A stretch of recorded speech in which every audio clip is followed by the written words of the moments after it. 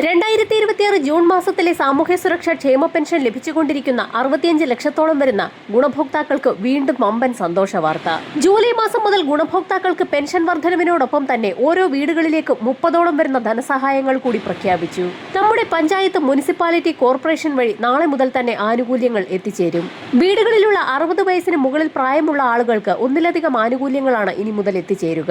വീടുകൾക്ക് ആവശ്യമുള്ള പദ്ധതി ആനുകൂല്യങ്ങൾ, വിവിധ മേഖലകളിലേക്കുള്ള ധനസഹായ വിതരണം, പെൻഷനുകൾ, ക്ഷേമ പെൻഷനുകൾ, കുടിശ്ശിക നിർമ്മാർജ്ജനം എന്നിവയാണ് നാളെ മുതൽ സംസ്ഥാന സർക്കാരിന്റെ ഭാഗത്തു നിന്നും ആരംഭിക്കുന്നത്. നിലവിൽ 2026 ജൂൺ മാസത്തിൽ സംസ്ഥാന സർക്കാർ പ്രഖ്യാപിച്ചിട്ടുള്ള സാമൂഹ്യ സുരക്ഷാ ക്ഷേമനിധി പെൻഷനുകളുടെ 2000 രൂപയുടെ വിതരണമാണ് സംസ്ഥാനത്ത് നടക്കുന്നത്.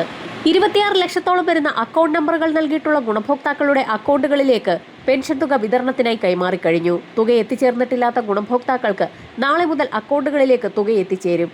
കൈകളിലേക്കുള്ള വിതരണം നാളെ മുതൽ സംസ്ഥാനത്ത് സജീവമാകും. സഹകരണ സംഘം ജീവനക്കാർ വഴി കൈകളിൽ തുക എത്തിച്ചേരുന്ന ഗുണഭോക്താക്കൾക്ക് വിതരണം ആരംഭിച്ചിട്ടില്ല. ഇവർക്കുള്ള തുക വിതരണം നാളെ മുതൽ സംസ്ഥാനത്ത് സജീവമാകും.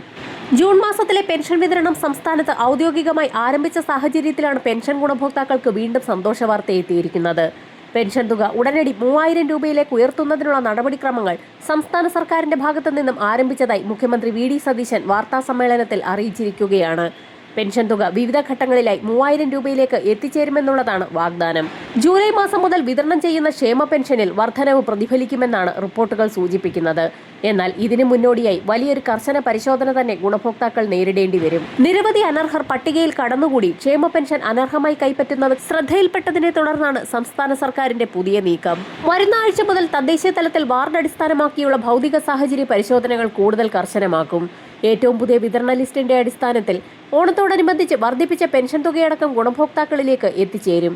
ഇതോടൊപ്പം തന്നെ മരണപ്പെട്ടു പോയ ഗുണഭോക്താക്കളുടെ ആശ്രിതർ അനർഹമായി പെൻഷൻ കൈപ്പറ്റുന്നത് സംബന്ധിച്ചുള്ള തട്ടിപ്പുകൾ ഇപ്പോൾ പുറത്തു വന്നിരിക്കുകയാണ്. ഇത്തരത്തിൽ പെൻഷൻ കൈപ്പറ്റിയിട്ടുള്ള ആളുകൾ പിഴപ്പലിശ ഉൾപ്പെടെ ഇതുവരെ ലഭിച്ച മുഴുവൻ പെൻഷനും തിരികെ നൽകേണ്ടി വരും. പെൻഷൻ മാനദണ്ഡങ്ങൾ കൂടുതൽ കർശനമാക്കുന്ന സാഹചര്യത്തിലാണ് ഗുണഭോക്താക്കൾക്ക് വിവിധ മേഖലകളിലേക്ക് കൂടുതൽ ആനുകൂല്യ വിതരണം കൂടി സംസ്ഥാന സർക്കാരിന്റെ ഭാഗത്തു നിന്നും പ്രഖ്യാപിച്ചിരിക്കുന്നത്. റേഷൻ കാർഡുള്ള ഗുണഭോക്താക്കൾക്ക് ഓരോ വീട്ടിലേക്കും വാർഡ് അടിസ്ഥാനത്തിൽ 30ൽ പരം സഹായങ്ങൾ കൂടി സംസ്ഥാന സർക്കാരിന്റെ ഭാഗത്തു നിന്നും പ്രഖ്യാപിച്ചിരിക്കുന്നത്. സഹായങ്ങൾ വിതരണം ചെയ്യുന്ന വാർഡ് സഭകൾ, ഗ്രാമസഭകൾ ഇപ്പോൾ ആരംഭിച്ചിരിക്കുകയാണ്.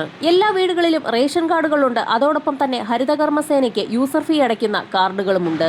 വിവിധ പദ്ധതികളിലേക്ക് അപേക്ഷ വയ്ക്കുമ്പോൾ ഗുണഭോക്താവിന്റെ ആധാർ കാർഡും റേഷൻ കാർഡിന്റെ കോപ്പിയും അതോടൊപ്പം തന്നെ ഹരിതകർമ്മസേനയ്ക്ക് യൂസർ ഫീ അടയ്ക്കുന്ന റെസിപ്റ്റും കൂടി ഉണ്ടാവേണ്ടതാണ്.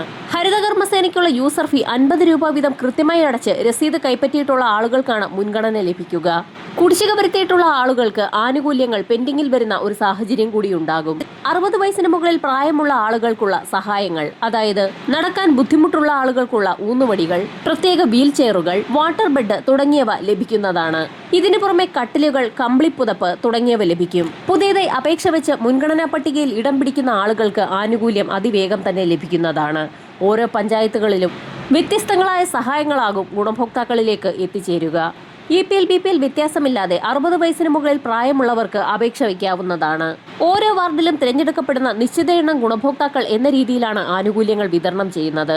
ഓരോ വീടുകളിലേക്കുമുള്ള സഹായ വിതരണത്തിന്റെ ഭാഗമായി ബയോവിൻ, അതോടൊപ്പം തന്നെ മണ്ണിര കമ്പോസ്റ്റ് നിർമ്മാണത്തിനുള്ള യൂണിറ്റിന് പ്രത്യേക സഹായങ്ങൾ, പച്ചക്കറി തൈകളുടെയും ജൈവവളങ്ങളുടെയും വിതരണം, തീറ്റപ്പുല്ല് കൃഷിക്കുള്ള പ്രത്യേക സബ്സിഡി, മൃഗപരിപാലനവുമായി ബന്ധപ്പെട്ട് മറ്റ് ആനുകൂല്യങ്ങൾ, അതോടൊപ്പം തന്നെ വീട് മെയിൻ്റനൻസ് ചെയ്യുന്നതിന് വേണ്ടിയുള്ള സാമ്പത്തിക സഹായ വിതരണം, പിന്നോക്ക വിഭാഗത്തിനുള്ള പ്രത്യേക ധനസഹായങ്ങൾ, വിദ്യാർത്ഥികൾക്കുള്ള പ്രത്യേക സ്കോളർഷിപ്പുകൾ, പഠന മുറി നിർമ്മാണത്തിന് 2 ലക്ഷം രൂപ വീതം വിതരണം, മുട്ടക്കോഴി വളർത്തലിന് വേണ്ടിയുള്ള പ്രത്യേക സഹായങ്ങൾ, കൂട് നിർമ്മിക്കുന്നതിന് വേണ്ടിയുള്ള പ്രത്യേക സബ്സിഡി ധനസഹായങ്ങൾ തുടങ്ങി 30ഓളം വരുന്ന സഹായങ്ങളാണ് പ്രഖ്യാപിച്ചിരിക്കുന്നത്. സഹായങ്ങൾ ആവശ്യമുള്ളവർ ആവശ്യാനുസരണം അപേക്ഷയ്ക്കൊപ്പം അനുബന്ധ രേഖകൾ കൂടി അറ്റാച്ച് ചെയ്ത ശേഷം സമർപ്പിക്കേണ്ടതാണ്. അപേക്ഷ വെച്ചിട്ടുള്ള ഗുണഭോക്താക്കൾക്ക് ഇപ്പോൾ ഗ്രാമസഭകൾ വഴി അതിന്റെ മാർക്കിടിയിൽ ഉൾപ്പെടെയുള്ള കാര്യങ്ങൾ ആരംഭിച്ചിരിക്കുകയാണ്. അടുത്തതായി കൂടാൻ പോകുന്ന ഗ്രാമസഭകളിലാണ് ഗുണഭോക്തൃ പട്ടികയിൽ ഉൾപ്പെട്ടിട്ടുള്ള ആളുകളുടെ ലിസ്റ്റുകൾ പ്രസിദ്ധീകരിക്കുക. അർഹതപ്പെട്ട അവകാശങ്ങൾ ഗുണഭോക്താക്കൾ നേടിയെടുക്കുക തന്നെ ചെയ്യുക. അറിയിപ്പ് ലഭിച്ചിട്ടില്ലാത്ത ഗുണഭോക്താക്കൾക്കുള്ള അറിയിപ്പ് ഉടൻ തന്നെ പുറത്തുവരും. വരും മണിക്കൂറുകളിലെ സർക്കാർ അറിയിപ്പുകൾക്കായി ചാനൽ സബ്സ്ക്രൈബ് ചെയ്യാൻ മറക്കാതിരിക്കുക.